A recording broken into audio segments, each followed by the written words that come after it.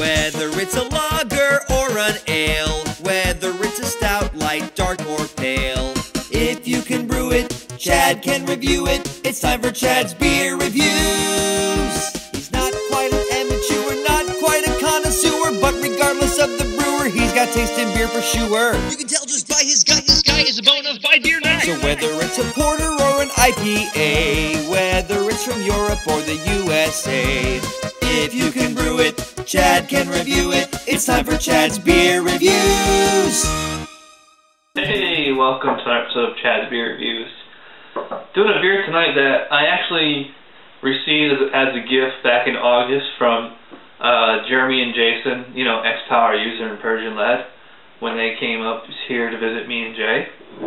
This is Weyerbacher 13. I printed off the description from the official Weyerbacher.com. Let me read this really good. To celebrate our 13th year of brewing, we decided to do something special to commemorate this momentous occasion.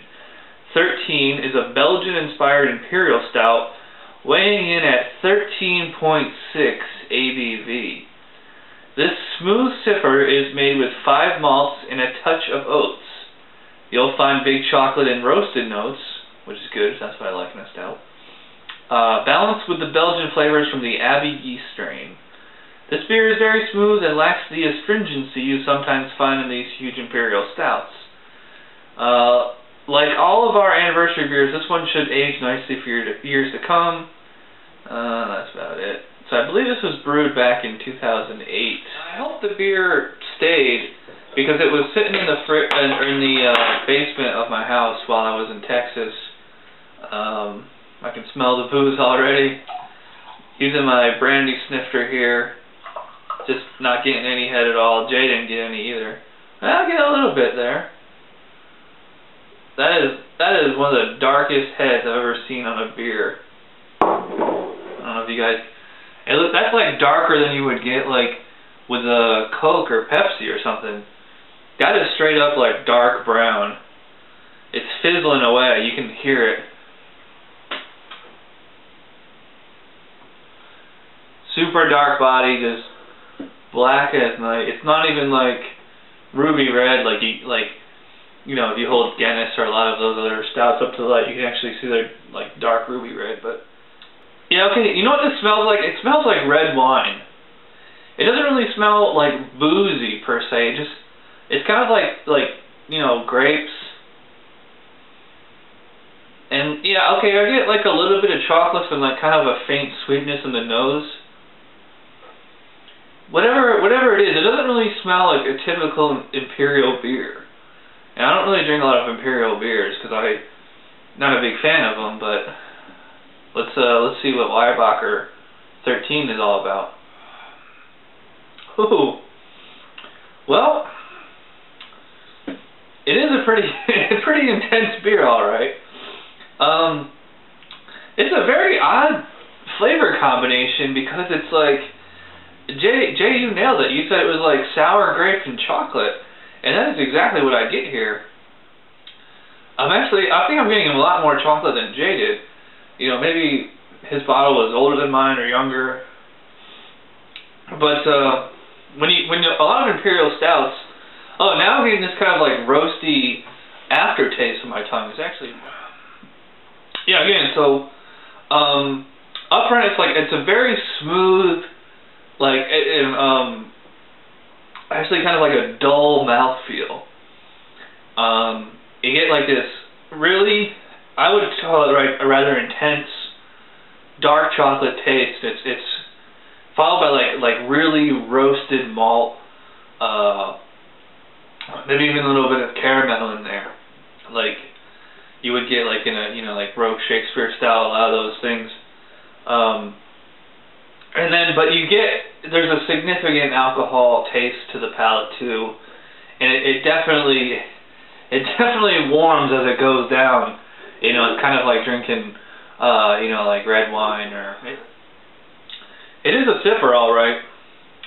You know, I probably could take bigger gulps of this, but you know, the flavor is actually pretty good. So you kind of do want to savor this beer.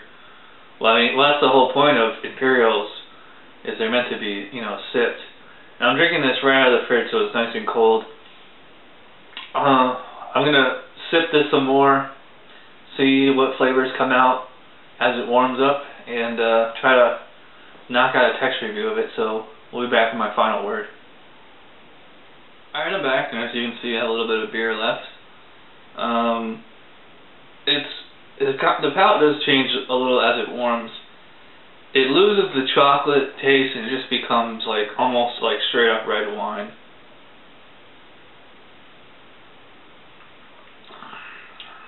It's like a rich, like sugary maltiness to it. There's no hot bitterness or anything. And it's almost kind of like syrupy. It's got that really, really warm effect. So I mean, this beer is funny because, like, you know, I thought it was like really good when it was cold, and I was getting like this like chocolate and roasty flavor. But as it warms, it just kind of like everything. It just kind of like entropy takes over, and it's just kind of like a rather flat palate. But although the alcohol isn't like, you know, it's not like the alcohol mixes perfectly with it, which is like to the beer's credit.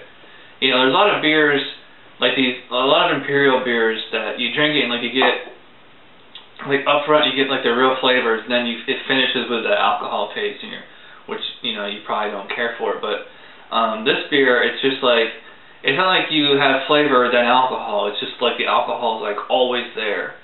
So, and it doesn't, you know, it doesn't taste like a 13.6% ABV beer, and it doesn't really feel like it either. I mean, like, I can definitely feel it, you know, from my whole body. Although, like I said, I just had a pretty big dinner, so, I mean, obviously I'm not, like, drunk or anything off this one bottle. But, you know, it's a big beer. I think it's very drinkable. And I like it more than I dislike it, but, you know, it's not like, you know, it's not knocking my socks off or anything. So I'm gonna go like rather low on this one. I liked it better than the Insanity, which I gave a 6 to. So I'm gonna give a 7 to Weyerbacher 13.